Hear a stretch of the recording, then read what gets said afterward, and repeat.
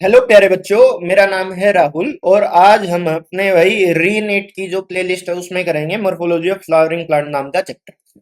इस चैप्टर से ज्यादातर क्वेश्चन प्यारे बच्चों एग्जाम्पल बेस्ड आते हैं, तो साथ के साथ एक पेज ले लें। जितने भी कंसेप्ट करते जाएंगे उन सब के एग्जाम्पल्स को एक साथ इकट्ठा करते जाओ, उनको रट लेना भाई, एग्जाम्पल मत छोड़ना। इस चैप्टर से ज्यादातर क्वेश्चन एग्जाम्पल बेस्ड ही आते हैं। इस चैप्टर में जो मेन मेन कंसेप्ट हम सीखेंगे वो रूट, स्टेम, लीफ, फ्लावर और फ्रूट, इन सब के बारे में स्टडी करना अपने को। लास्ट में एक फैमिली है सोलेनेसी, उसको सीखेंगे। और भाई इस चैप्टर में मेनली तो हम मॉर्फोलॉजी ही स्टडी करेंगे पौधों की। मॉर्फोलॉजी का मतलब क्या होता है भाई?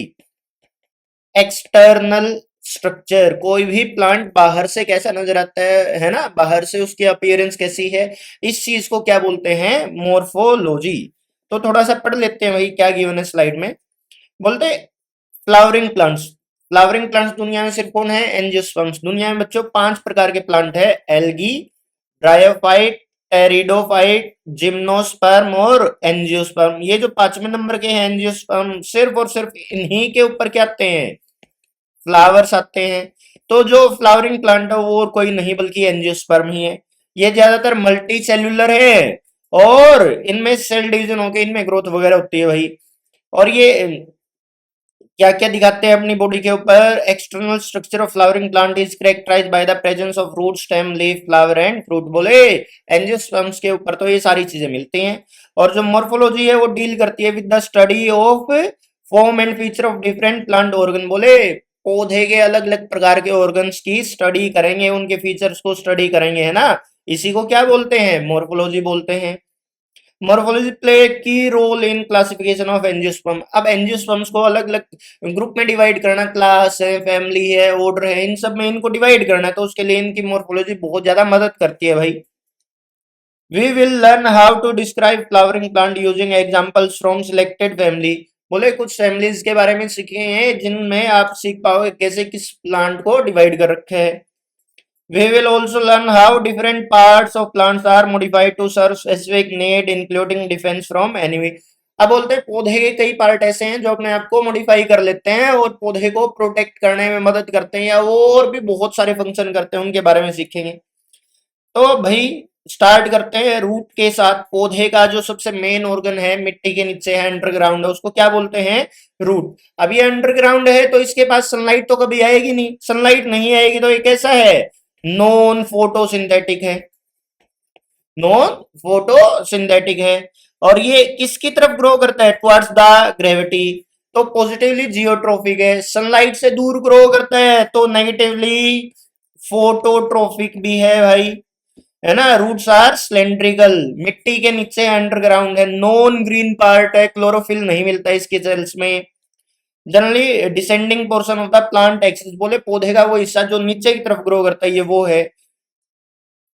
It lacks nodes, leaves, but give rise to endogenous lateral branches. बोले इसके ऊपर तो नोड, लीव और बड्स ये सारी चीजें absent है, मगर रूट नीचे ही नीचे क्या बनाती है? ब्रांचेस बनाती है, lateral branches.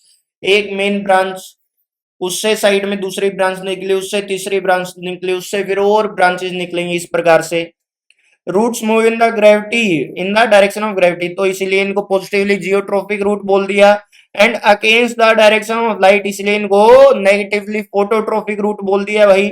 Hence roots are positively geotrophic and negatively phototropic. Plants have well developed root system. The main root and its branches from the root system। बोले जो मेन ब्रांच, मेन रूट है और उसकी branches, उन्हीं को क्या बोलते हैं? रूट सिस्टम बोलते हैं। अब टाइप्स ऑफ रूट देखते हैं। रूट कितने टाइप की है? जो फर्स्ट टाइप है उसको बोलते हैं टैप रूट। बात समझो, पौधे के छोटे बच्चे को एम्ब्रियो बोलते हैं। एम्ब्रियो का एक मेन पार्ट है जिसको बोलते हैं रेडिकल। जो भी रूट रेडिकल से पैदा होती है, रेडिकल से ओरिजिनेट होती है भाई, उसी रूट को क्या बोलते हैं? टैप रूट बोलते हैं।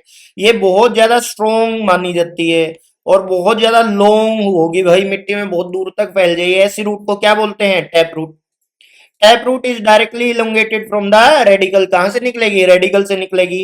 It bears lateral root of several orders. बोले ये मेन रूट, इसकी एक ब्रांच, उसकी भी एक ब्रांच, उसकी भी एक ब्रांच, उसकी भी एक ब्रांच, तो मेन रूट प्राइमरी रूट, फिर उसकी ब्रांच सेकेंडरी रूट, उसकी ब्रांच टर्सरी, उसकी क्वाटरनरी, उसकी फिर ऐसे चलती ही जाती है भाई ब्रांचेस अलग अलग टाइप की। इनमें क्या है भाई, सेवरल ऑर्डर्स की रूट्स मिलती हैं। The primary root and its branches constitute the tap root system. जो प्राइमरी रूट है और उसकी ब्रांचेस उन सबको इकट्ठा कर ले उसी को टैप रूट बोलते हैं। एक बात समझ आई, जो टैप रूट है वो तो कहां से ओरिजिनेट होती है, हमेशा रेडिकल से।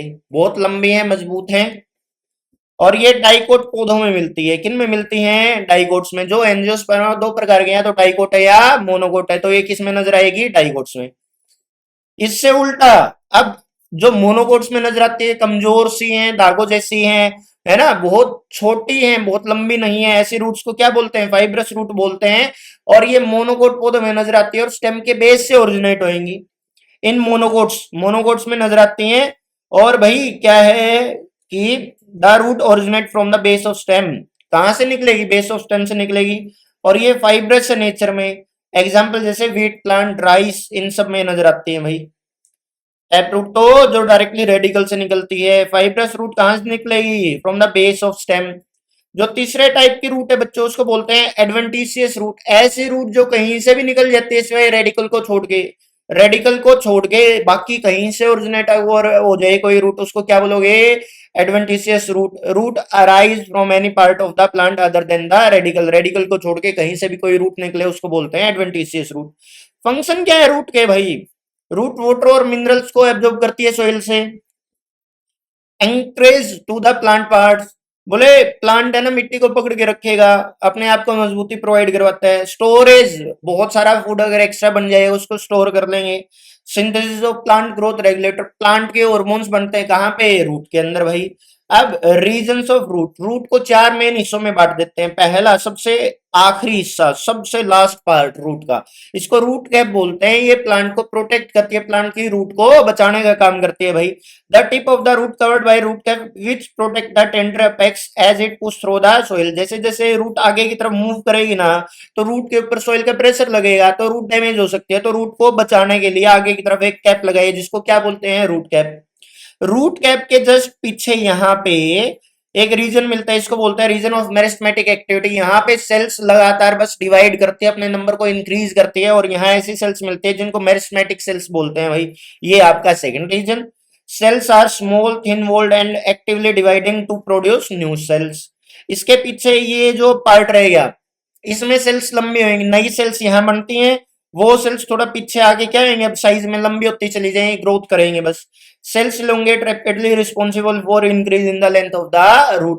रूट की लेंथ को इंक्रीज करने के लिए जो जिम्मेवार है रीजन, उसका नाम क्या है, रीजन ऑफ इलोंगेशन। अब रूट्स यहाँ पैदा हुई, यहाँ थोड़ी बड़ी हुई, और यहाँ पे उन्होंने फंक्शन करना स्टार्ट कर दिया। रूट अब फंक्शन करेंगे तो रूट हेयर्स बनाएंगी, वाटर का एब्जॉर्प्शन करेंगे, है ना, region of maturation. Cell elongate and differentiate, cell लंबी हो चुकी हैं और वो डिफरेंशिएट कर चुकी हैं, वो मैच्योर हो चुके हैं, उन्होंने कोई ना कोई फंक्शन करना स्टार्ट कर लिया है। रूट हेयर्स अराइज हेयर, यहीं से क्या निकलते हैं, रूट हेयर्स। यहां से ही रूट क्या करती है, वाटर और मिनरल्स को एब्जॉर्ब करती है भाई।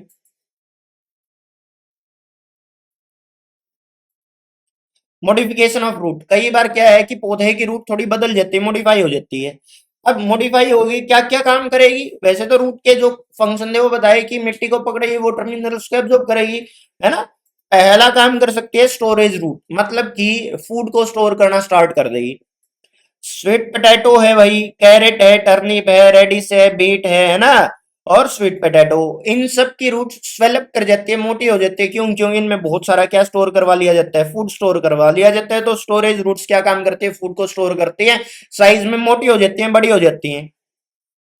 रेस्पिरेटरी रूट्स, कुछ रूट्स ऐसी हैं भाई जो मिट्टी के नीचे से ऊपर आ जाती है, जानी तो चाहिए थी मिट्टी के नीचे, मगर कहाँ आ जाती है, मिट्टी के ऊपर आ जाती हैं। मिट्टी के ऊपर आके ऑक्सीजन और CO2 का एक्सचेंज करती हैं, है ना। CO2 को अंदर ले लेंगी, ऑक्सीजन को बाहर निकाल देंगी, या ऑक्सीजन को अंदर ले लेंगी और CO2 को बाहर निकाल देंगी भाई, है ना। अगर फोटोसिंथेसिस करेंगे तो ऑक्सीजन ले लेंगे, अगर फोटोसिंथेसिस नहीं करती, है ना, तब ऑक्सीजन को इनहेल कर लेंगे भाई।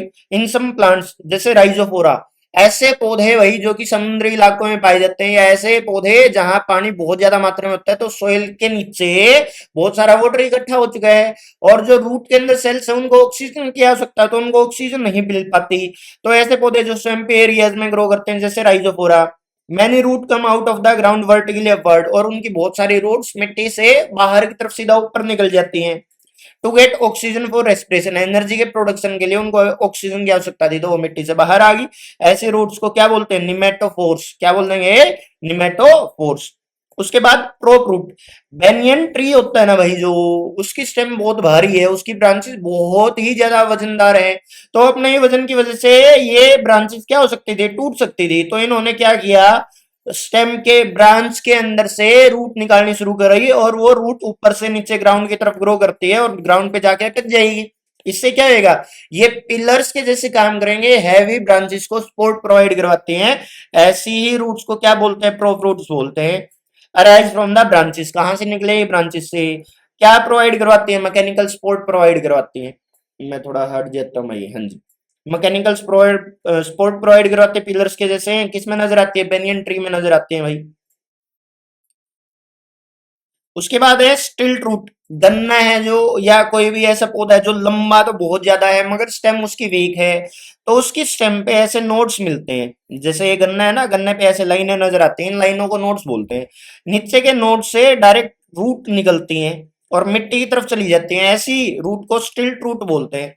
Arise from the lower nodes of the stem to provide the main axis. अब मेन एक्सिस है ना, लंबी बहुत ज्यादा है और उसकी थिकनेस कम है, तो वो गिर सकती थी। तो लोअर जो नोड्स हैं वहां से क्या निकलती हैं? रूट्स निकलते हैं, स्पेशल टाइप के रूट्स। इन्हें रूट्स को क्या बोलते हैं? स्टिल्ट रूट बोलते हैं। मेन एग्जांपल है इसका मेज एंड शुगर केन। उसके बाद है फ्लोटिंग रूट्स। कुछ ऐसी रूट्स भी हैं भाई जो कि स्पॉन्जी होती हैं और उनमें एयर इकट्ठा हो जाती है बहुत सारी, जो पौधे को फ्लोट करने में मदद करवाती है। एक्वेटिक प्लांट्स में नजर आती है। In aquatic plants white spongy roots arise from the branches, branches से व्हाइट कलर की रूट्स निकलती हैं जो कि फ्लोटिंग में और रेस्पिरेशन में हेल्प करती हैं। उसके बाद एसिमुलेटरी रूट्स, ऐसी रूट्स जो कि फोटोसिंथेसिस में हेल्प करती हैं उनको क्या बोलते हैं? Assimilatory roots. The aerial roots of the tinospora and the summer roots of trapa become green and synthesize food. जो रूट फूड बनाना स्टार्ट करते हैं, फोटोसिंथेसिस करना स्टार्ट करते हैं, उनको क्या बोलते हैं? एसिमुलेटरी रूट्स बोलते हैं भाई। उसके बाद है हाइग्रोस्कोपिक रूट्स, ऐसे रूट जो डायरेक्ट वाटर को एब्जॉर्ब कर लेते हैं एयर में से, उनको क्या बोलोगे? Hygroscopic roots. These are found in epiphytes, ऐसे पौधे जो दूसरे प्लांट्स के ऊपर ग्रो करते हैं उनको एपीफाइट्स बोलते हैं। Specially orchids help in the absorption of moisture from the atmosphere, ऐसे रूट एटमॉस्फेयर में से डायरेक्ट एयर में से वाटर को क्या कर लेते हैं? एब्जॉर्ब कर लेते हैं, क्यों? इनके पास स्पेशल टाइप का टिश्यू मिलता है, उस टिश्यू का नाम है वेलमन। क्या नाम है? वेलमन। किन पौधों में नजर आएगी? जो कि एपीफाइट्स होते हैं। एपीफाइट्स कौन है? ऐसे प्लांट जो मिट्टी पे ग्रो नहीं करते बल्कि दूसरे पौधों के ऊपर ग्रो करते हैं भाई। ये और तो कर ही लिया। अच्छा, एक ये भाई कंफ्यूज करेगा बहुत सारे बच्चों को। स्वीट पोटैटो मॉडिफाइड स्टेम है या रूट है? रूट है। It is a modified root. अब अगला टॉपिक है बच्चों, स्टेम। एक मिनट। स्टेम, स्टेम बच्चों अंडरग्राउंड पार्ट नहीं है, मिट्टी के ऊपर ग्रो करता है। तो ये पॉजिटिवली तो फोटोट्रोपिक है और नेगेटिवली जियोट्रोपिक है ना? ये ग्रीन कलर का भी हो सकता है यंग एज में, और ग्रे या फिर ब्राउन कलर का भी हो सकता है। कब? ओल्ड एज में।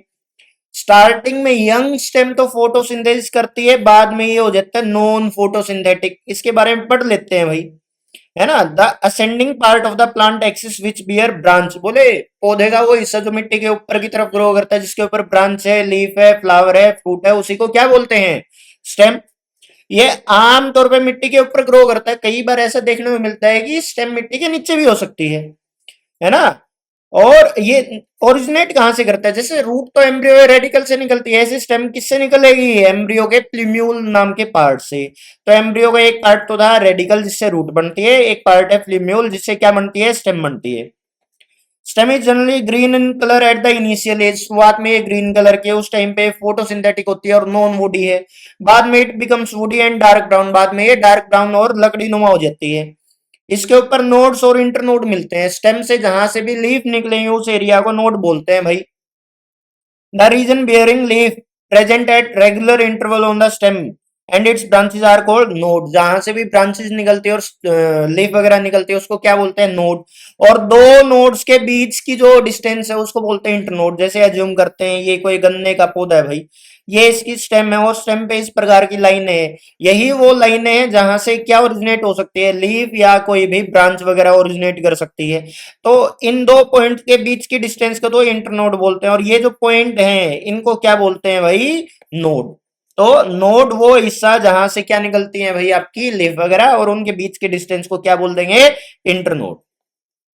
स्टेम बियर्स बड, स्टेम के ऊपर क्या मिलते हैं, बड मिलते हैं। बड और कुछ नहीं बल्कि भाई इमेच्योर स्टेम है, एक ऐसी ब्रांच जो अब तक डेवलप नहीं हुई है, एक ऐसी स्टेम जो आगे चल के मैच्योर होगी, बड़ी होगी, और इस स्टेम को कवर कर रखा है भाई चारों तरफ से लीफ ने। कैसी लीफ है, इमेच्योर, ऐसी लीफ जो अब भी बच्ची है, आगे चल के वो बड़ी हो जाएंगी, है ना। ये इमेच्योर लीफ किसको कवर करके रखती है, इमेच्योर स्टेम को। इसी पूरी स्ट्रक्चर को क्या बोलते हैं, बड बोलते हैं। बट यहाँ पे दो टाइप के हो सकते हैं, या तो टर्मिनल या एक्सिलरी। बोले कि ये पौध है कोई, इस पौधे के आखिरी पॉइंट पे बड हो सकते हैं, इसको टर्मिनल बड बोलेंगे। या फिर इस पौधे में साइड में कोई ब्रांच निकली, लीफ वगैरह निकली, इसका मेन स्टेम के साथ यहाँ पे ये जो एंगल बना ना ऊपर की तरफ, इसको एंगल को एक्सियल पोजीशन बोलते हैं। यहाँ पे कोई बड हो सकता है। तो बड दो टाइप का हो गया भैया, तो टर्मिनल पोजीशन पे है, ये एक एंगल पे लीफ के साथ मेन स्टेम, ये मेन स्टेम, ये लीफ, लीफ और मेन स्टेम के बीच में जो ऊपर की साइड पे एंगल होता है इसको एक्सिल बोलते हैं। अगर यहाँ कोई बड है तो ये बड क्या कहलाएगा, एक्सिलरी बड। अगर स्टेम के टर्मिनल पॉइंट पे सबसे ऊपर वाले पार्ट पे कोई बड है तो ये टर्मिनल बड कहलाएगा। तो bud are of two type, बोले कि एक तो terminal bud, bud present at the tip, है ना, is known as terminal bud. Axillary bud, the leaf makes an angle with the upper part of the stem, stem के ऊपर वाले part के साथ लीफ जो भी एंगल बनाती है उसको एक्सियल बोलते हैं भाई, है ना। उसी एक्सियल के ऊपर अगर कोई बड प्रेजेंट है उसको एक्सिलरी बड बोलते हैं। स्टेम के फंक्शन क्या है, काम क्या करती है, स्टेम के ऊपर फ्लावर, लीफ और फ्रूट वगैरह मिलते हैं। ये कंडक्ट करते हैं वाटर और मिनरल को फ्रॉम रूट टू लीफ, और लीफ से फूड को कंडक्ट करवाएंगी किस तक, रूट तक भाई, है ना। Food manufacture in the leaf is transported to the root. अब जो लीफ ने फूड बनाया वो फ्रूट तक भेजना है या रूट तक भेजना है, वो सारे काम भी किसके हैं, स्टेम के हैं। अब जैसे रूट की मॉडिफिकेशन थी उसी प्रकार से स्टेम की मॉडिफिकेशन पढ़ेंगे, और इसके एग्जांपल पूछे जाते हैं मॉडिफिकेशन के। पहली मॉडिफिकेशन है अंडरग्राउंड स्टेम। स्टेम तो आमतौर पे मिट्टी के ऊपर होते हैं, मगर इस बार स्टेम कहाँ है, मिट्टी के नीचे है। Portion of the stem which is below the ground और soil is known as underground stem. Underground stem lie beneath the soil, ये मिट्टी के नीचे है।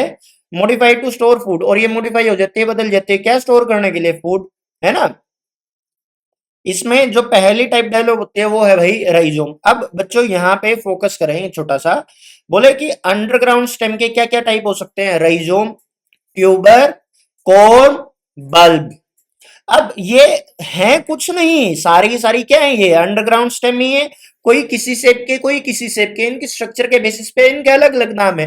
बस अपना मेन फोकस क्या होना चाहिए, अंडरग्राउंड स्टेम कितने टाइप की, राइजोम, ट्यूबर, कोम और बल्ब। इनके एग्जाम्पल याद रखने हैं। राइजोम का example ginger and turmeric, tuber का पोटैटो, कोम का क्लोकेसिया और ग्लेडियोलस, बल्ब अनियन और गार्लिक। अनियन और गार्लिक क्या है, अंडरग्राउंड स्टेम है, मॉडिफाइड स्टेम है, और इनकी मॉडिफाइड स्टेम को क्या बोलते हैं, बल्ब बोलते हैं भाई। बल्ब में याद रखें, ये बस इसका थोड़ा कर लेते हैं। बोले कि ये डिस्क शेप का है, और इसमें है ना अनियन के अंदर बहुत सारी लीफ है, उन लीफ के अंदर क्या स्टोर करवा रखा है, फूड, है ना। और इसी प्रकार की स्टेम जिसमें बहुत सारी लीफ आपस में अरेंज होके फूड को स्टोर करें, उन्हीं को क्या बोलोगे, बल्ब। और बल्ब का एग्जांपल अनियन एंड गार्लिक, ये सीधा ऐसे याद रखना अपने को। फिर बोले जी स्टेम टेंड्रिल, ऐसे जितने ही पौधे जिनकी स्टेम वीक होते हैं वो अपने खुद के दम पे ऊपर की तरफ ग्रो नहीं करते, उनको सपोर्ट की आवश्यकता होती है। सपोर्ट के लिए लीफ के आसपास से या जहां से नोड है वहां से एक स्टेम मॉडिफाई हो जाती है, और ऐसे ये दागे नुमा, स्प्रिंग नुमा स्ट्रक्चर बना लेते हैं जिसको टेंड्रिल बोलते हैं। ये टेंड्रिल किसी लकड़ी का सपोर्ट ले सकता है, कोई और ऑब्जेक्ट है, घर की कोई दीवार है, कोई रस्सी है ना, उसको ये पकड़ लेगा, और उसको पकड़ के स्टेम को सपोर्ट प्रोवाइड करवाया, और स्टेम ऊपर की तरफ उठेगी भाई। तो ये क्लाइंब करने में मदद करता है ना। कौन, टेंड्रिल कहां से निकलेगा, नोड से निकलता है। The stem get modified into slender coiled structure called tendril which help the plant to climb. ये पौधे को ऊपर की तरफ उठने में मदद करता है भाई। ग्रेप वाइन, अंगूर की बेल है ना, उनमें ये मिलता है। आमतौर पे उन पौधों में मिलता है जो खुद के दम पे ऊपर नहीं उठ सकते। जितनी भी बेल है ना, वाइन बोलते हैं बेल को, उन सब में ऐसी स्ट्रक्चर मिलती है। ये पौधे को ऊपर उठने में, क्लाइंब करने में मदद करते हैं। उसके बाद थोर्न, थोर्न का मतलब कांटे। इस बार जो स्टेम है ना, वो किस में मॉडिफाई हो चुकी है? थोर्न में। जो बड है, एक्सिलरी बड है, वो क्या बनाएगा? Thorn. The stem get modified into hard pointed and sharp structure called thorn. ये क्यों है भाई? जो हर्बीवोर्स एनिमल है वो पौधे को खा जाएंगे, खत्म कर देंगे, तो उनसे बचने के लिए, ग्रेजिंग एनिमल से बचने के लिए, स्टेम को प्रोटेक्ट करने, पूरे प्लांट को प्रोटेक्ट करने के लिए कई बार स्टेम क्या कर लेती है? अपने आप को मॉडिफाई कर लेती है। किसके अंदर? थोर्न में। एग्जाम्पल बुगोनविलिया और सिट्रस प्लांट्स। एग्जाम्पल जरूर याद रखने हैं। उसके बाद है सब एरियल वीक स्टेम। एक ऐसी स्टेम ना तो पूरी तरीके से ऊपर है, ना पूरी तरीके से मिट्टी के नीचे, इसको बोलते हैं सब एरियल स्टेम। जैसे एज्यूम करो ये सोइल का लेयर सरफेस, कोई पौधे की स्टेम ऊपर निकली, फिर वापस नीचे गई, फिर ऊपर निकली, फिर में नीचे गई, फिर एयर में आई, फिर मिट्टी के नीचे गई। इस प्रकार स्टेम को क्या बोलते हैं? Sub aerial stem.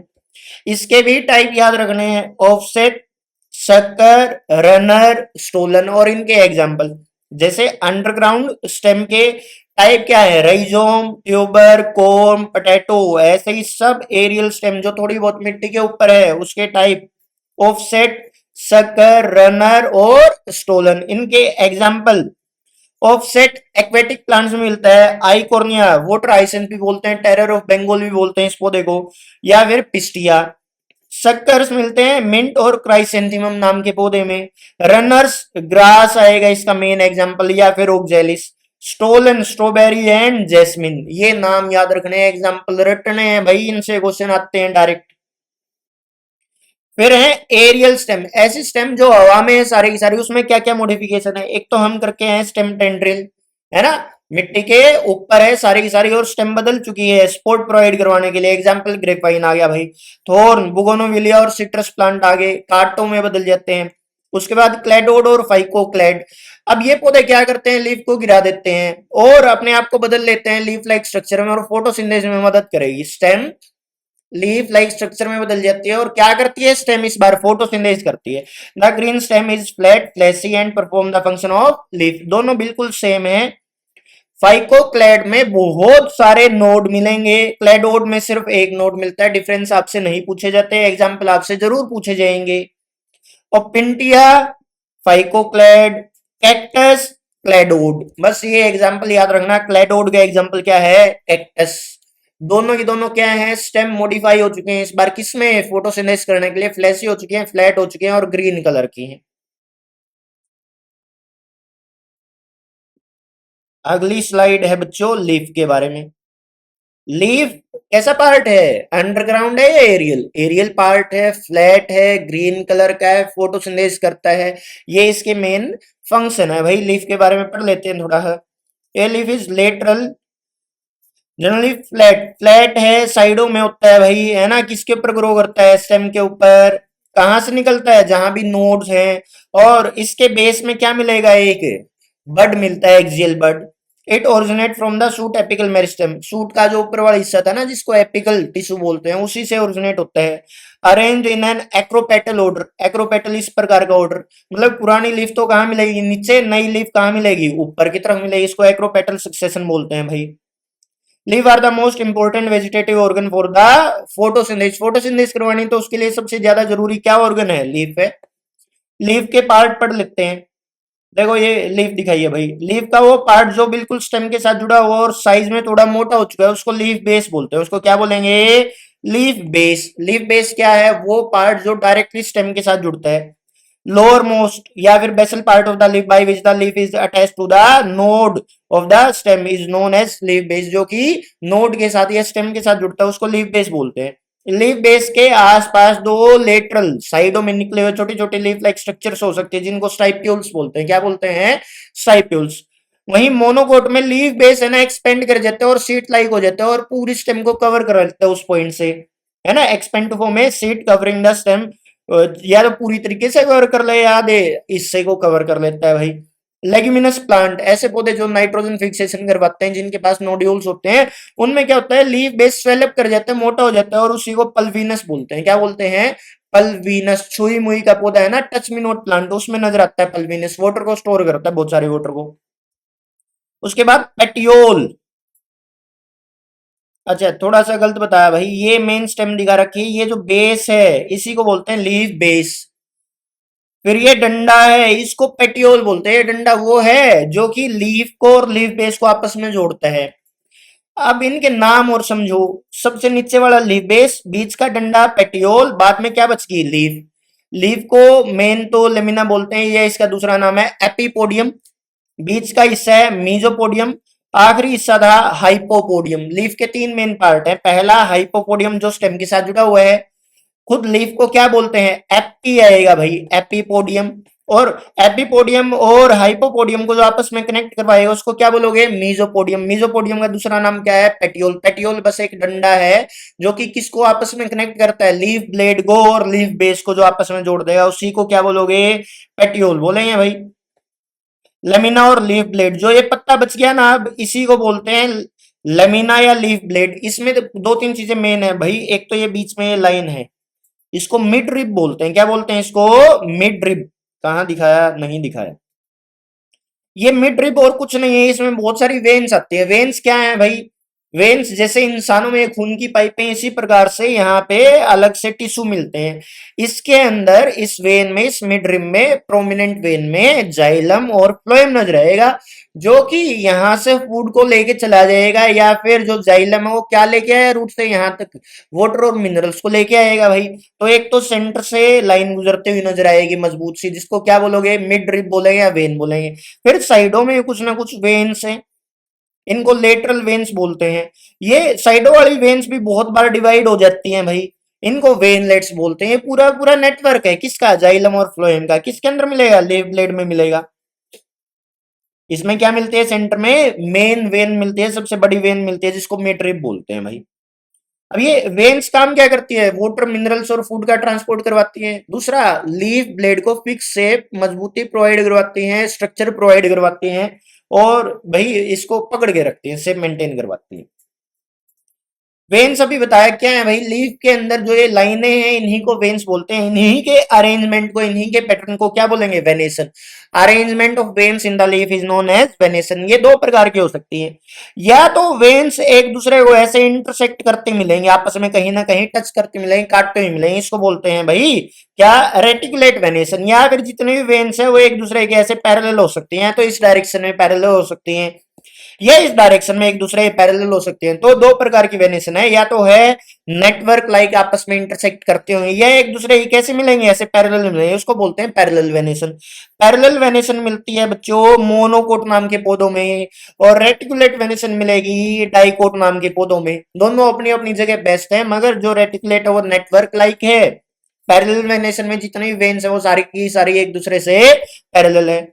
The veinlets form a network. यहाँ पे जो वेनलेट्स हैं, लेटरल वेन्स है, वो नेटवर्क बनाती है ना। ये किस में मिलती है? डाइकोट में मिलती है। पैरेलल वेनेशन में, the venation where the veins run parallel to each other. यहाँ पे जितने वेन्स हैं और वेनलेट्स वो एक दूसरे की कैसी हैं? पैरेलल है। और ये किस में नजर आती है? मोनोकोट्स में नजर आती है। एग्जाम्पल बनाना आ जाएगा भाई। उसके बाद है टाइप्स ऑफ लीफ। लीफ के टाइप भाई बच्चों, जो पहली टाइप है उसको बोलते हैं सिंपल लीफ, और जो दूसरी टाइप है उसको बोलते हैं कंपाउंड लीफ। सिंपल लीफ का मतलब क्या है कि जो लीफ है ना वो पूरी तरीके से कंप्लीट है, वो डिवाइडेड नहीं है, वो टूटी हुई नहीं है। टूटने का मतलब क्या है? देखो ये हिस्सा है ना लीफ का, इसको पेटियोल बोलते हैं। यहां से आगे जो ये पार्ट स्टार्ट हो गया भाई, ये कहलाती थी मिड रिब। कई बार क्या है, लीफ अंदर की तरफ डिवाइड होना शुरू हो जाती है इस प्रकार से, इनको इंसीजन्स बोलते हैं। जैसे इस लीफ में दिखाया, ये लीफ थी, ये इसकी मिड रिब, ये लीफ ब्लेड क्या हुआ? अंदर की तरफ डिवाइड होना स्टार्ट हुआ, ये इंसीजन्स कहलाते हैं। ये इंसीजन्स अब तक इतने स्ट्रोंग नहीं है कि ये किसको टच करें? मिड रिब को टच करें। जब ये मिड रिब को टच कर जाएंगे ना, तो भाई ये देखो, एक लीफ पूरी पूरी क्या हो जाएगी? डिवाइड हो जाएगी। ये थी तो पूरी एक लीफ, मगर क्या होगी, डिवाइड होगी, ऐसा मान लो तुम।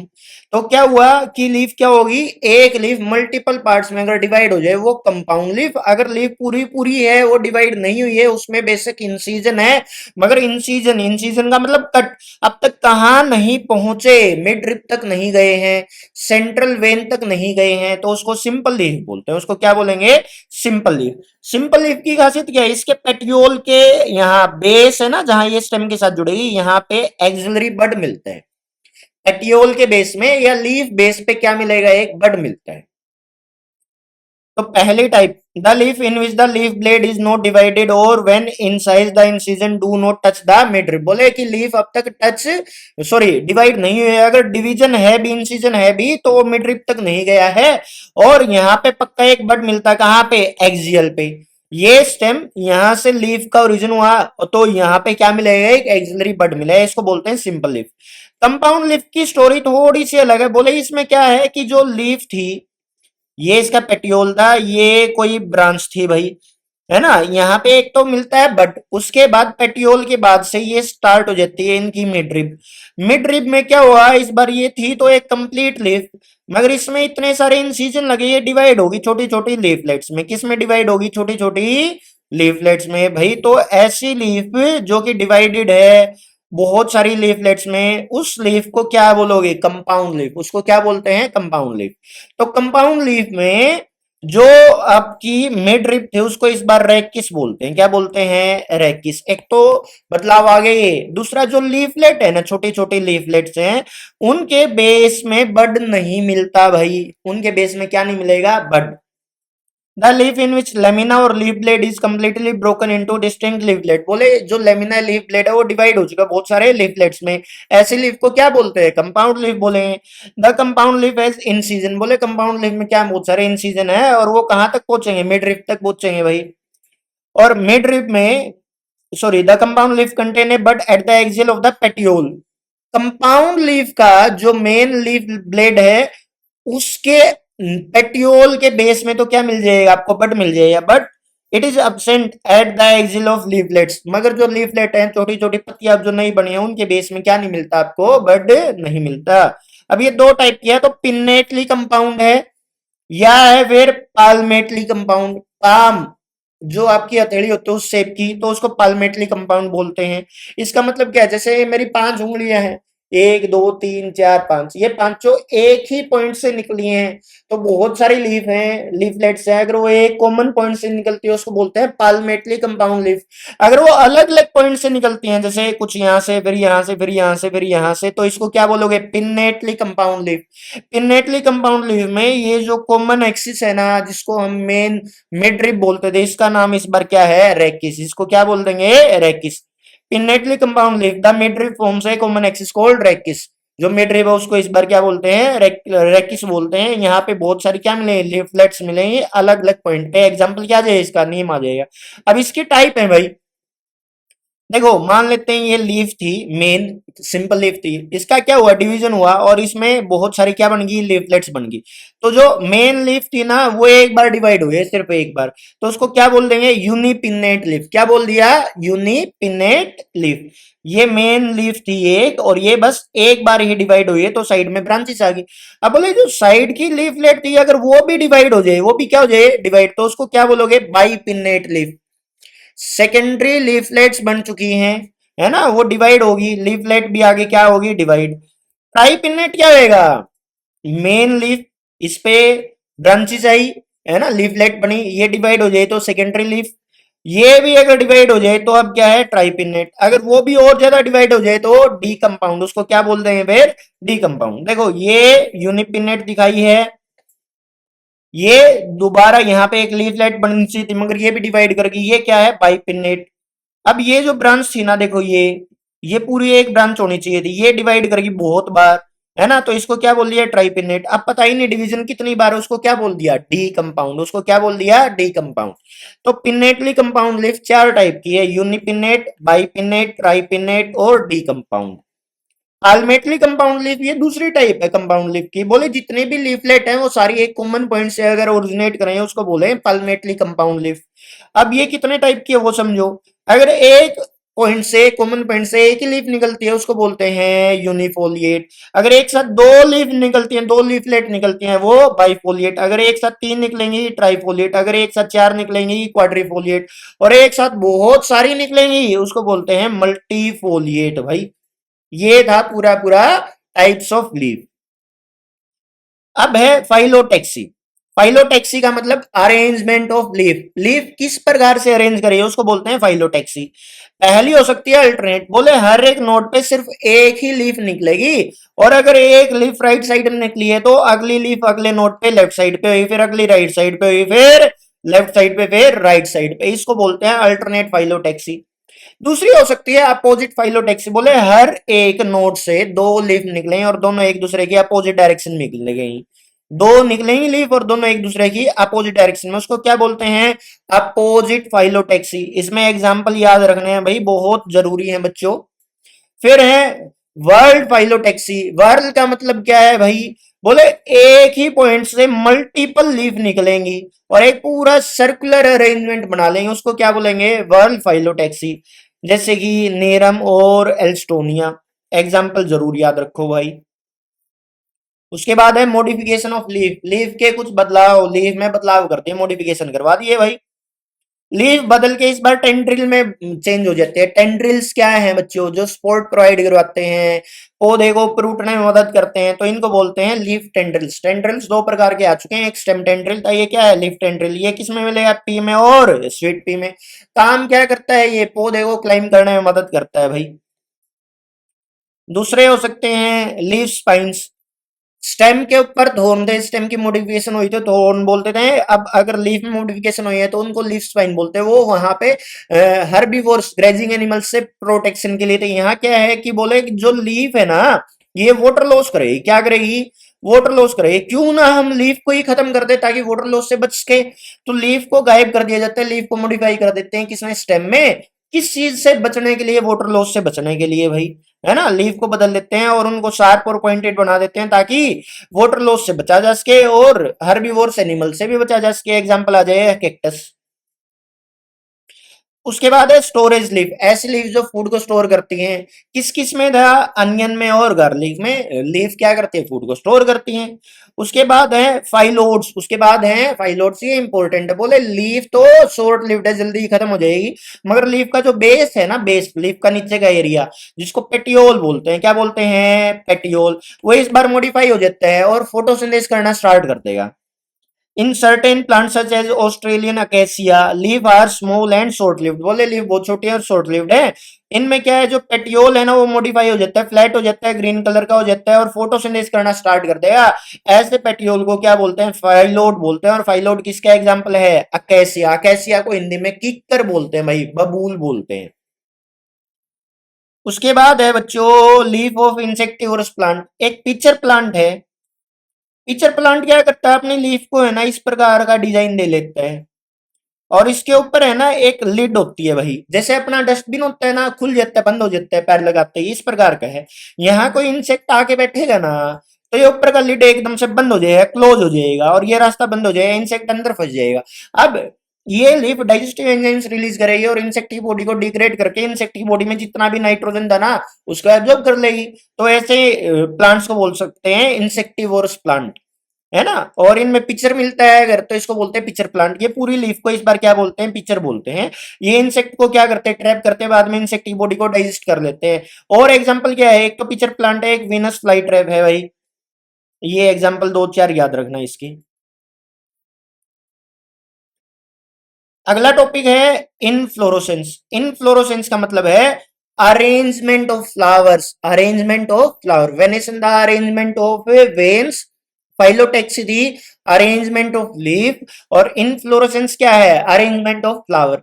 फ्लावर अकेला भी हो सकता है, अकेले फ्लावर को सोलिटरी फ्लावर बोलते हैं। एक अकेला फ्लावर होगा तो सोलिटरी।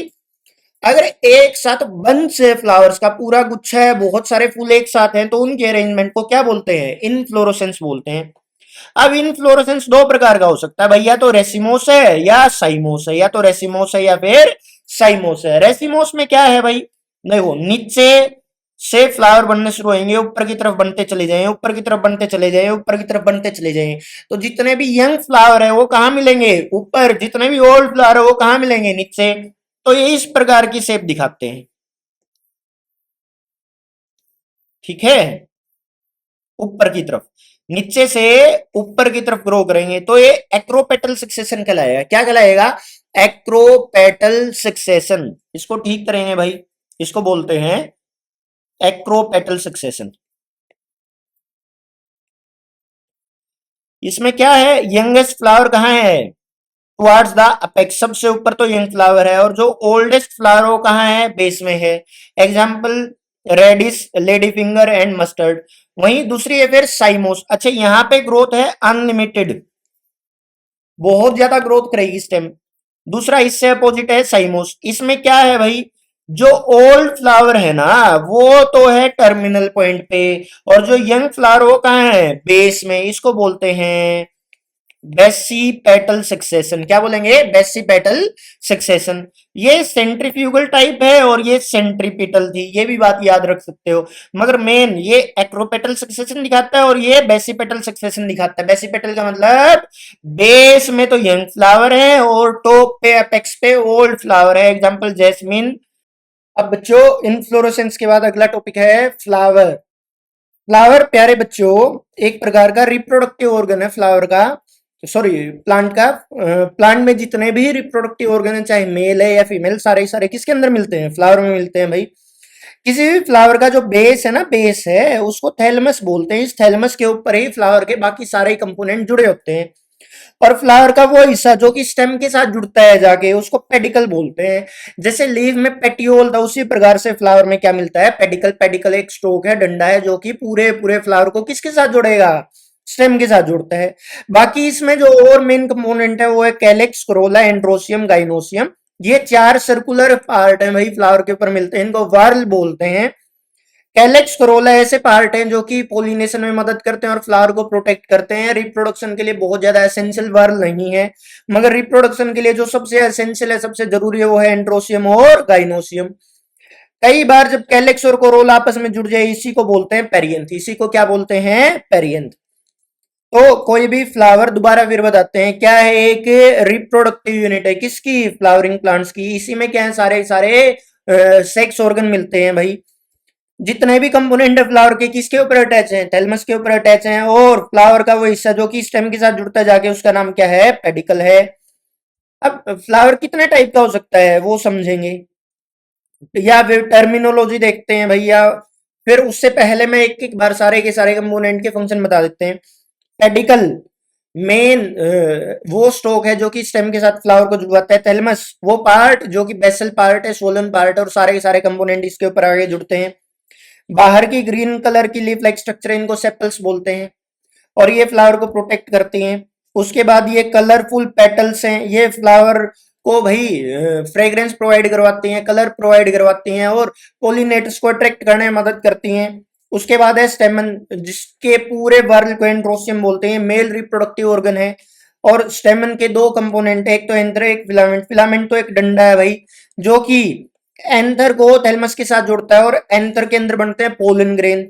वहीं pistil, pistil female sex organ का नाम है, इसका दूसरा नाम है कार्पल, और इसके पूरे सर्कल को गाइनोसियम बोलते हैं। इसके कंप्लीट वर्ल को क्या बोलते हैं?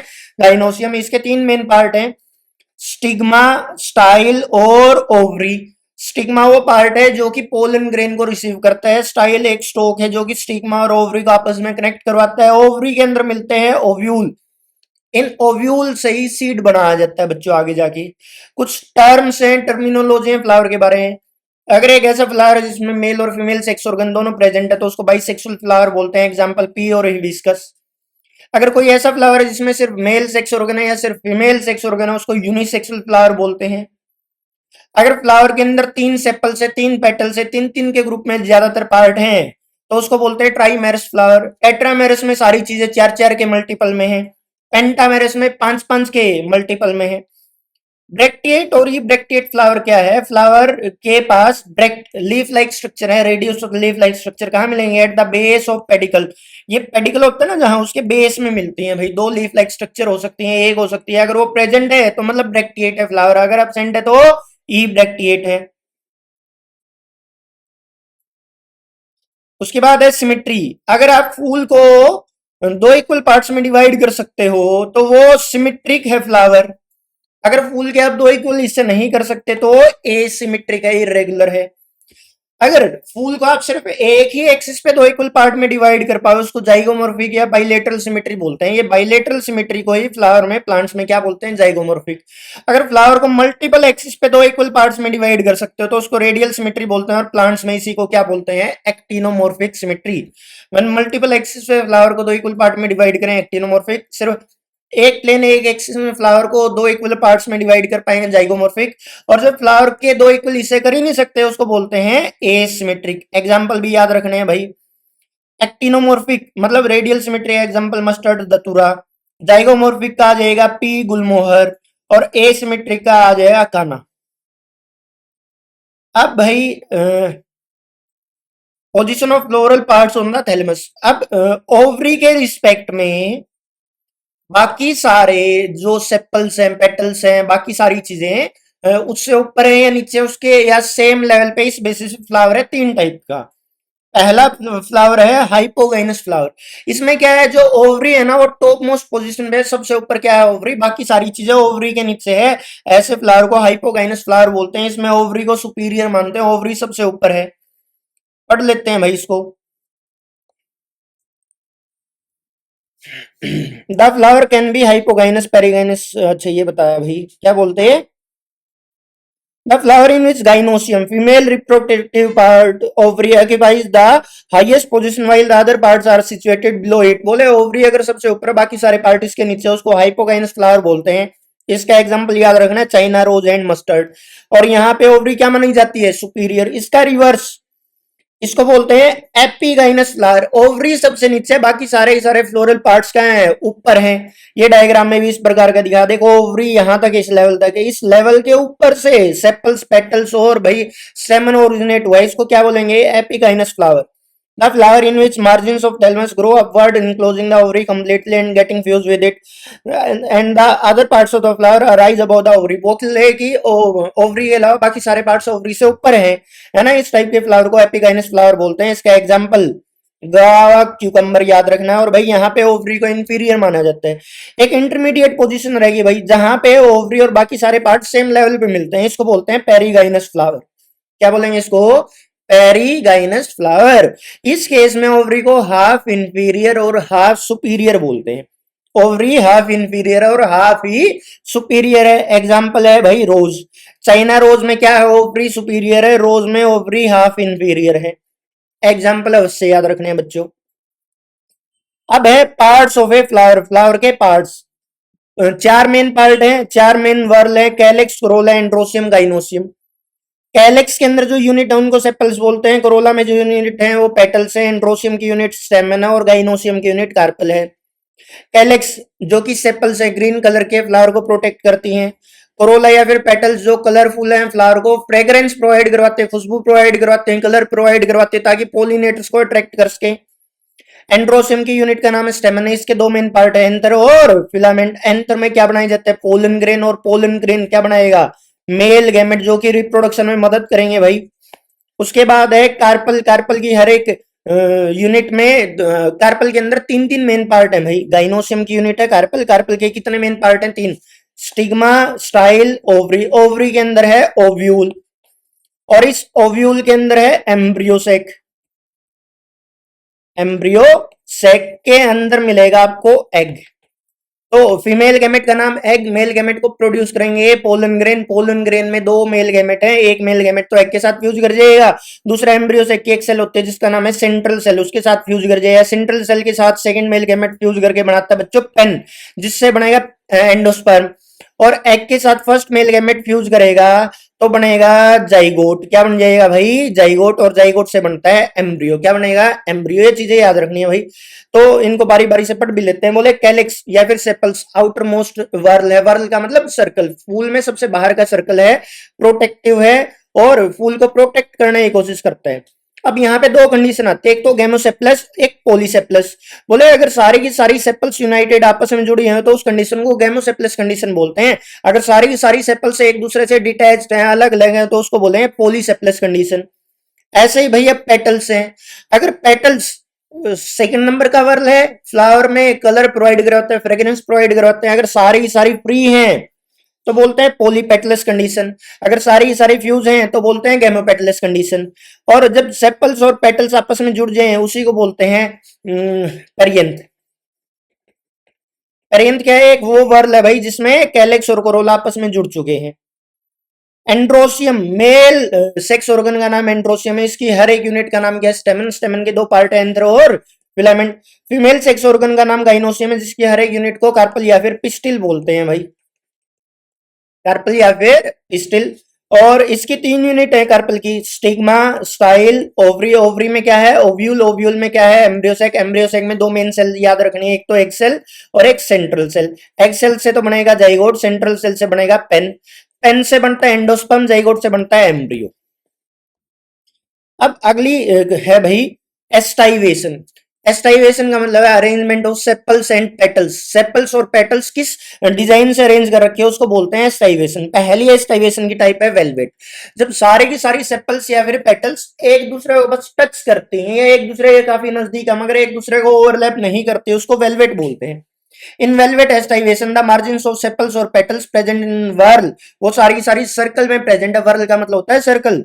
Just touch each other, there is no overlapping, यहाँ पे कोई ओवरलैपिंग नहीं होती है। ट्विस्टेड में क्या है? सेपल्स और पेटल्स एक दूसरे को थोड़ा थोड़ा ओवरलैप करेंगे एक फिक्स पैटर्न में। यहाँ पे वो एक दूसरे को क्या करते हैं? थोड़ा थोड़ा सा ओवरलैप करेंगे। एग्जाम्पल आ जाए चाइना रोज। इम्ब्रिकेट, ओवरलैपिंग तो है मगर कोई फिक्स पैटर्न में है नहीं। कोई भी सेपल पेटल किसी दूसरी को किसी भी प्रकार से क्या कर सकती है? ओवरलैप कर सकती है। मतलब कि यहाँ पे कोई फिक्स डायरेक्शन नहीं है, कोई पार्टिकुलर डायरेक्शन नहीं है ओवरलैपिंग की। इसका एग्जांपल याद रखना है गुलमोहर। वेक्सलरी, इसमें क्या है? एक सबसे बड़ी पेटल वो कवर करेगी दो छोटी पेटल्स को और ये दोनों लास्ट में एक ही पेटल को कवर कर लेती है, जो आपस में दो पेटल्स के जुड़ने के बाद बनती है भाई। ये सबसे छोटी पेटल, ये इन दोनों इससे बड़ी और ये सबसे बड़ी। सबसे बड़ी दो छोटी को कवर करेगी, दो छोटी एक सबसे छोटी को कवर करेगी। ये सबसे छोटी वाली को कील बोलते हैं। क्या बोलते हैं? कील। ये याद रखें, ये सबसे यूनिक है, इसको वेक्सिलरी बोलते हैं। पी और बीन्स में नजर आती है भाई ये। उसके बाद एंड्रोसियम बताया अब सारा सारा। Androecium and gynoecium, male sex organ का नाम एंड्रोसियम। इसकी हर एक यूनिट का नाम क्या है? स्टेमन। स्टेमन के दो पार्ट हैं, एक तो नीचे का पार्ट जिसको फिलामेंट बोलते हैं, डंडा है भाई। ये ऊपर के पार्ट को एंथर बोलते हैं। ये एंथर को नीचे थैलेमस के साथ जोड़ना है, काम किसका है? फिलामेंट का है। ऊपर है ये एंथर। एंथर में ऐसे लंबी लंबी बोल लाइक स्ट्रक्चर है दो, इनको बोलते हैं दो लोब। कितने लोब है एक एंथर में? दो। हर एक लोब में दो दो ऐसे बोल लाइक स्ट्रक्चर है, इनको पोलन सेक बोलते हैं। तो एक एंथर में कितने पोलन सेक मिलेंगे? चार, है ना। और इसके अंदर क्या बनाएंगे? Pollen grain. क्या बनते हैं? Pollen grain. तो भाई एंड्रोसियम की हर एक यूनिट का नाम स्टेमन है। इसके दो पार्ट है, एंथर और फिलामेंट। और इसके अंदर ये जो चार पोलन सेक है, यहाँ टिश्यू भी पाए जाते हैं। इन टिश्यू का नाम है माइक्रोस्पोरेंजिया। टोटल कितने माइक्रोस्पोरेंजिया है? चार। माइक्रोस्पोरेंजिया एक प्रकार का टिश्यू है। टोटल चार ऐसे माइक्रोस्पोरेंजिया, इसीलिए अंदर को टेट्रास्पोरेंजिएट भी बोलते हैं। टेट्रास्पोरेंजिएट। और ये माइक्रोस्पोरेंजिया क्या बनाएगा? पोलन ग्रेन्स बनाता आगे चल के। एक ऐसा पोलन ग्रेन जो फर्टाइल नहीं है, स्टीराइल है, बच्चे पैदा नहीं कर सकता, उसको स्टेमिनोइड बोलते हैं। क्या बोलते हैं? स्टेमिनोइड। उसके बाद adhesion and cohesion of stamens. Adhesion का मतलब है जब कोई एक मटेरियल किसी दूसरे प्रकार के मटेरियल के साथ जुड़ जाए, उसको एडहेशन बोलते हैं। कोहेशन का मतलब सेम टाइप का मटेरियल एक दूसरे के साथ ही जुड़ जाए, उसको बोलते हैं कोहेशन। द स्टेम्स में भी attach to other floral organ such as petals और सेपल्स। ये किसी और के साथ भी जाके जुड़ सकता है भाई, है ना। जब ये पेटल्स के साथ जुड़ता है तो उसको एपीपेटल्स कंडीशन बोलते हैं। और जब ये पेरियंथ के साथ जुड़ जाए इसको एपीफाइलस कंडीशन बोलते हैं। बाहर क्या है? सेपल्स, उसके बाद क्या है? पेटल्स। पेटल्स के बाद क्या मिलेंगे? स्टेमन। तो स्टेमन किसके साथ जुड़ सकता है? पेटल्स के साथ। अगर दोनों आपस में जुड़े हैं पेटल्स और स्टेमन तो इसको एपीपेटल्स कंडीशन बोलते हैं। अगर फ्लावर में सेपल प्लस पेटल दोनों आपस में जुड़ गई तो क्या बनाएंगी? पेरियंथ। और अगर इस बार स्टेमन पेरियंथ के साथ जुड़ जाए तो इस कंडीशन को एपीफाइलस कंडीशन बोलते हैं भाई। उसके बाद है कोहेशन ऑफ स्टेमन्स। बोले बहुत सारे स्टेमन्स आपस में जुड़ने लग गए और वो जुड़ जुड़ के पूरे एक बंडल बना ले, उसको बोलते हैं मोनो एडल्फस कंडीशन। अगर वो जुड़ जुड़ के दो बंडल्स में मतलब चार एंकर तो एक साथ जुड़े हुए हैं, फिर चार एंकर एक साथ जुड़े हुए हैं, तो पोल इनके स्टेमन्स के कितने बंडल्स हैं भाई, दो बंडल्स है, इसको बोलते हैं डाइएडेल्फस। और अगर बहुत सारे बंडल बने हैं उसको बोलेंगे पॉलीएडेल्फस कंडीशन। उसको क्या बोल देंगे, polyadelphous conditions. When the stamens are free, अगर स्टेमन्स फ्री हैं तो उस कंडीशन को पॉलीएंड्रस कंडीशन बोले हैं। क्या बोलते हैं उसको, पॉलीएंड्रस कंडीशन। उसके बाद है बच्चों गाइनोसियम। हर एक गाइनोसियम की जो यूनिट है उसको या तो बोलते हैं पिस्टिल या फिर क्या बोलते हैं, कार्पल। ये कार्पल और पिस्टिल के कितने पार्ट हैं, तीन। Stigma, style, ovary. स्टिग्मा का मेन काम क्या है, ये रिसेप्टिव ऑर्गन है, पोलन ग्रेन्स को रिसीव करता है। स्टाइल क्या काम करता है, स्टाइल स्टिग्मा को और ओवरी को आपस में जोड़ने का काम करता है और इसके अंदर से पोलन ट्यूब गुजरती है भाई। ओवरी सबसे नीचे का पार्ट है पिस्टिल में, वो थोड़ा सोलन पार्ट है, फूला हुआ पार्ट है। और इसी के अंदर क्या मिलते हैं, ओव्यूल्स मिलते हैं। ओव्यूल्स तो फर्टिलाइजेशन के बाद बना देंगे सीड, और ओवरी बाद में बना देगी फ्रूट। तो फ्रूट किससे बनेगा अपना, ओवरी से। अब बोले जितने भी कार्पल्स हैं, अगर वो एक है पूरे पूरे फ्लावर में सिर्फ एक कार्पल है, उसको बोलते हैं मोनो कार्पलेरी कंडीशन। अगर एक कार्पल है, अगर एक से कहीं ज्यादा कार्पल्स हैं भाई, मान लेते हैं 10 या 10 से ज्यादा कार्पल्स हैं, उसको बोलते हैं मल्टी कार्पलेरी कंडीशन। कार्पल्स का नंबर ज्यादा है। अब ये ज्यादा कार्पल्स एक दूसरे से फ्री कंडीशन में भी हो सकती हैं और एक दूसरे के साथ जुड़ी भी हो सकती है, मतलब फ्यूज कंडीशन में भी हो सकती हैं। तो एपोकार्पस और सिनकार्पस दो कंडीशन नजर आई मल्टी कार्पलेरी कंडीशन में। अगर सारी सारी कार्पल्स एक दूसरे से अलग अलग हैं, फ्री हैं, तो उसको एपोकार्पस कंडीशन बोलते हैं। और अगर वो सारी आपस में जुड़ी हुई हैं तो उसको क्या बोलेंगे, सिनकार्पस कंडीशन। ओवरी के अंदर खाली जगह मिलती है, इस खाली जगह को है ना लोक्यूल बोलते हैं भाई। क्या बोलते हैं, लोक्यूल। ओवरी में अगर एक ही खाली जगह है तो यूनिलोक्यूलर, और खाली जगह को लोक्यूल या चैम्बर भी बोलते हैं भाई। अगर दो चैम्बर हैं, दो लोक्यूल्स हैं तो बाइलोक्यूलर। अगर तीन चैम्बर है, तीन खाली जगह है तो ट्राइलोक्यूलर। अगर मल्टीपल है तो मल्टीलोक्यूलर। ये कुछ टर्मिनोलॉजी थी भाई एंड्रोसियम और गाइनोसियम के बारे में। अगली जो मेन कंसेप्ट है अपना वो है प्लेसेंटा। प्लेसेंटा क्या है वो बताते हैं, एक स्लाइड और ले लेते हैं। बोले कि जो ओवरी है ना, ओवरी, इसके अंदर क्या मिलते हैं अपने को, ओव्यूल। ओवरी के अंदर क्या मिलेंगे, ओव्यूल। अभी ये ओवरी के अंदर एक टिश्यू है, क्या है, टिश्यू। उस टिश्यू का नाम है प्लेसेंटा। इस प्लेसेंटा नाम के टिश्यू के साथ जुड़े होते हैं क्या, ओव्यूल। अब ये जो प्लेसेंटा टिश्यू है ना, इसकी अरेंजमेंट किस प्रकार की ओवरी में, किस प्रकार के डिजाइन में मिलता है, इसी चीज को बोलते हैं प्लेसेंटेशन। प्लेसेंटेशन का मतलब अरेंजमेंट ऑफ प्लेसेंटा।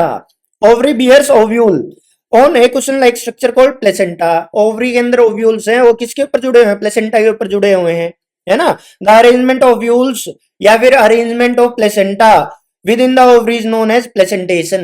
ओवरी के अंदर ओव्यूल्स किस प्रकार के अरेंजमेंट में या फिर प्लेसेंटा कहां कहां मिलती है, उसी चीज को क्या बोलते हैं, प्लेसेंटेशन। अगर भाई ओव्यूल सारे के सारे एक सीधी लाइन पे एक मार्जिन पे, उसको मार्जिनल प्लेसेंटेशन बोलते हैं। पी प्लांट में, मटर के पौधे में ऐसा नजर आता है। एक्सियल प्लेसेंटेशन क्या है, ओवरी इस बार मल्टीलोक्यूलर है या ट्राइलोक्यूलर है या टेट्रालोक्यूलर है। और एक्सियल एंगल्स पे क्या मिलेंगे, ओव्यूल्स मिलेंगे। Example China rose, tomato and lemon. नींबू को बीच में से काटते इस प्रकार की अरेंजमेंट नजर आती है अपने को। पेराइटल बोले कि यूनिलोक्यूलर ओवरी है, ओवरी में सिर्फ एक ही चैम्बर है, और बाहर पेरीफ्री की तरफ क्या मिलेंगे आपको, ओव्यूल्स मिलेंगे, सीड मिलेंगे भाई, या प्लेसेंटा मिलेगी। एग्जांपल क्या जाए, मस्टर्ड। फ्री सेंट्रल, सेंटर में यूनिलोक्यूलर ओवरी और सेंटर में मल्टीपल क्या मिलते हैं, ओव्यूल्स मिलते हैं, सीड मिलते हैं, इसको बोलते हैं भाई डायंथस आ जाएगा, प्राइमरोज आ जाएगा। बेसल बोले कि सिर्फ और सिर्फ एक ही ओव्यूल मिलेगा पूरी ओवरी में, और वो भी बेस में मिलेगा, है ना। सिंगल ओव्यूल और कहाँ है, बेस में। सनफ्लावर और मैरीगोल्ड एग्जांपल आ जाएगा, यहां से क्वेश्चन आने के चांस ज्यादा हैं, और एक इस जगह से। एग्जांपल बहुत जरूरी है भाई। सारे ओव्यूल अगर एक सीधी लाइन में है, मार्जिनल। अगर वो सेंटर में और मल्टीलोक्यूलर ओवरी है तो एक्सियल। अगर सारे सारे ओव्यूल्स बाहर पेरीफ्री की तरफ है तो पेराइटल। अगर सेंटर में प्रेजेंट है तो फ्री सेंट्रल। अगर नीचे बेस में सिर्फ एक है तो बेसल। प्लेसेंटेशन के बाद है बच्चों फ्रूट। अब फ्रूट है ना, ओवरी से बनता है, किससे बनेगा? ओवरी से। कब बनेगा? फर्टिलाइजेशन के बाद। फर्टिलाइजेशन के बाद ओवरी किस में बदल जाएगी? फ्रूट में बदल जाएगी। अगर कोई ऐसी ओवरी है जो बगैर फर्टिलाइजेशन के ही फ्रूट में बदल जाए तो ऐसे फ्रूट को पार्थिनोकार्पिक फ्रूट बोलते हैं।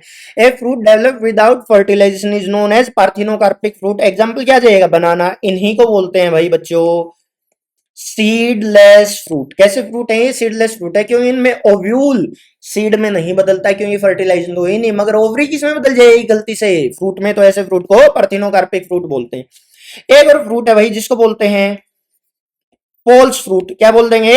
False fruit. ऐसे फ्रूट जो कि ओवरी से ना बन के थैलमस से बन जाए। किससे बन जाए? थैलमस से। तो ऐसे फ्रूट को क्या बोलते हैं? False fruit. अब बोले पार्ट्स ऑफ फ्रूट। फ्रूट के कुछ पार्ट हैं। सबसे पहले फ्रूट का पार्ट है फ्रूट वोल। फ्रूट की बाहर की वोल जिसको पेरिकार्प बोलते हैं। और पेरिकार्प की टोटल 3 लेयर है, एपिकार्प, मेसोकार्प, एंडोकार्प। सबसे बाहर एपिकार्प, बीच में मेसोकार्प और सबसे अंदर एंडोकार्प। आम में जिसका आप छिलका उतारते हो आम का वो एपिकार्प है, जिसको आप खा जाते हो वो मेसोकार्प है, और जो गुठली के ऊपर लगे हुए हैं ना रेसे से धागे से वो क्या है? एंडोकार्प है। उसके अलावा फ्रूट का एक और पार्ट है सीड, और ये किससे डेवलप होता है? ओव्यूल से। किससे बना है भाई? ओव्यूल से।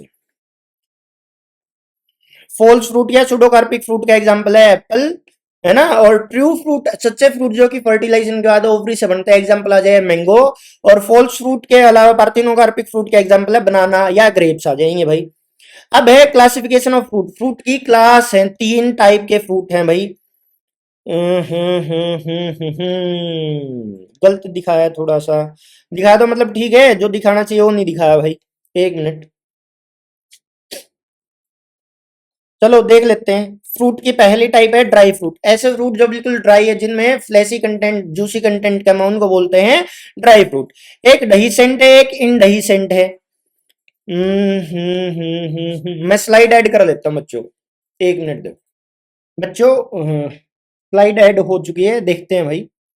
बोले फ्रूट की तो 3 मेन टाइप है। अगर एक फ्रूट एक सिंगल ओवरी से बनता है उसको सिंपल फ्रूट बोलते हैं।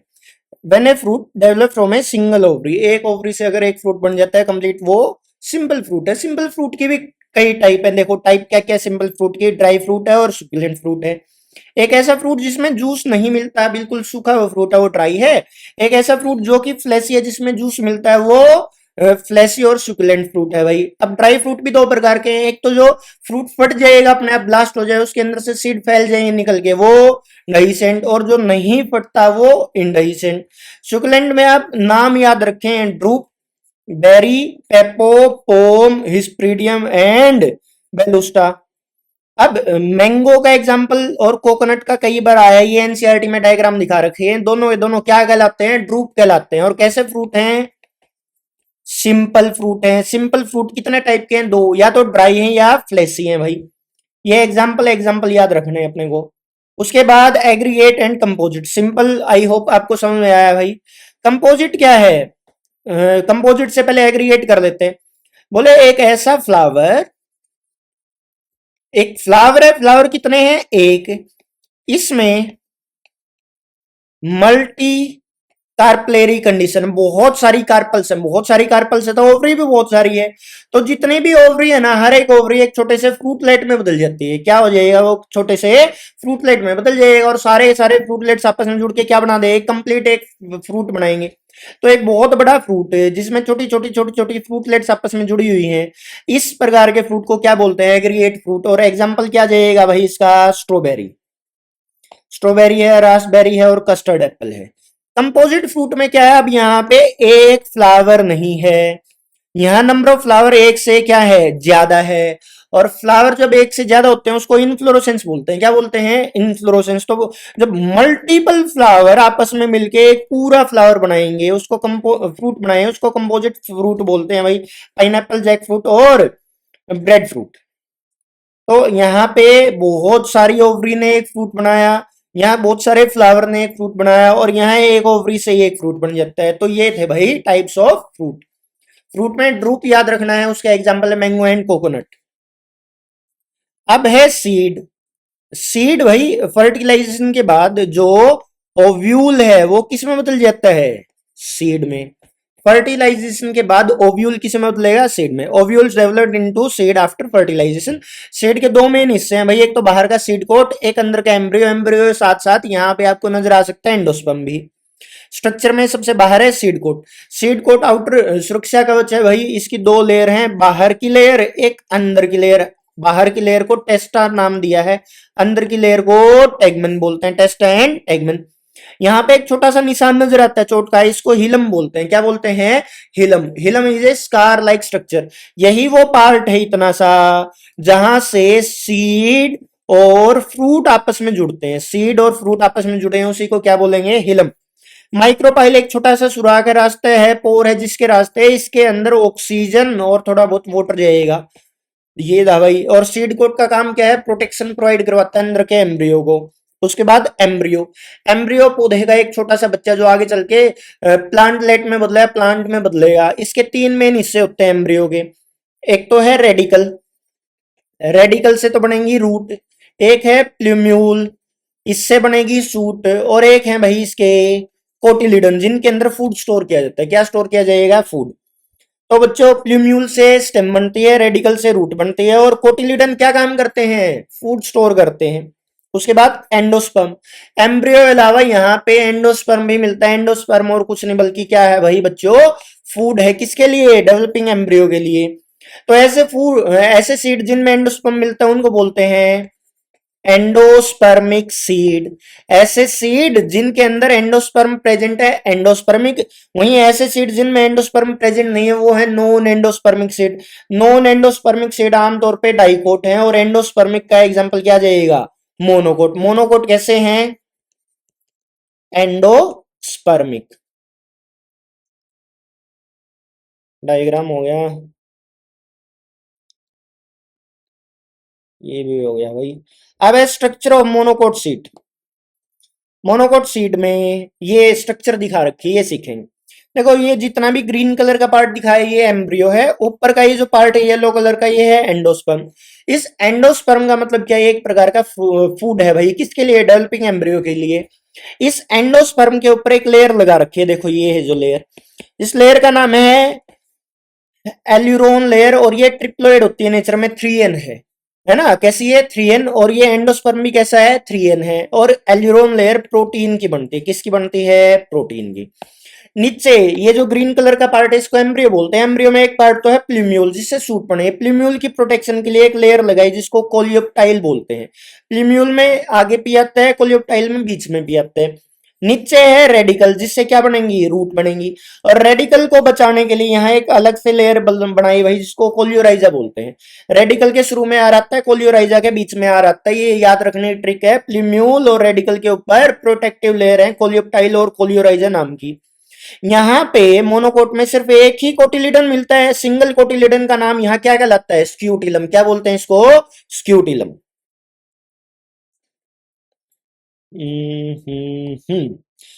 एक रह गया भाई, ये पेरिस्पर्मिक सीड। ये और कर लेते हैं। पेरिस्पर्मिक सीड ऐसे सीड, देखो एक बात बताते हैं भाई। पेरिस्पर्मिक सीड समझेंगे बात को। बोले कि भाई ओव्यूल था ना, जो ओव्यूल, इससे बनता है सीड। ओव्यूल के अंदर एक टिश्यू मिलता है जिसको बोलते हैं न्यूसिलस। ये न्यूसिलस आमतौर पे खत्म हो जाता है, मगर कभी कभी कुछ ऐसे प्लांट होते हैं जिनमें न्यूसिलस बच जाता है। और बचा हुआ न्यूसिलस जो कि सीड के अंदर है उसको बोलते हैं पेरिस्पर्म।